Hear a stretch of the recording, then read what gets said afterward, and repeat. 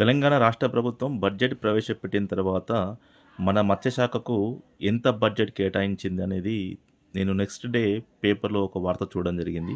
అది సాక్షి పత్రిక. ఇక్కడ నాకు అర్థం కాని విషయం ఒకటే.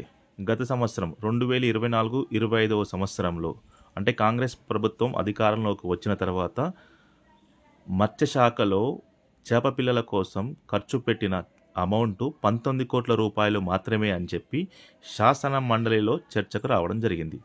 మరి 19 కోట్ల రూపాయలు మాత్రమే చేప పిల్లల పంపిణీ కోసం ఖర్చు చేస్తే ఇక్కడనేమో 250 కోట్లు గత సంవత్సరం ఇవ్వడం జరిగింది. అందులో 231 కోట్ల రూపాయలు ఖర్చు చేయడం జరిగిందని చెప్తున్నారు. మరి 231 కోట్లలో 19 కోట్లు చేప పిల్లలకు ఖర్చు చేస్తే మిగతా 211 కోట్ల రూపాయలను మత్స్యశాఖలో దేనికోసం ఖర్చు చేయడం జరిగింది? ఏమైనా మత్స్యకారుల కోసం లగేజ్ ఆటోలు ఇవ్వడం జరిగిందా గత సంవత్సరం? లేకపోతే టీవీఎస్ ఎక్సెల్ ఇవ్వడం జరిగిందా? లేకపోతే సబ్సిడీ రుణాలు ఇవ్వడం జరిగిందా? ఇంతకీ ఆ 211 కోట్ల రూపాయలు ఏమైపోయినాయి? అసలు ఎక్కడ పోయినాయి? ఎక్కడ ఖర్చు చేసిరు?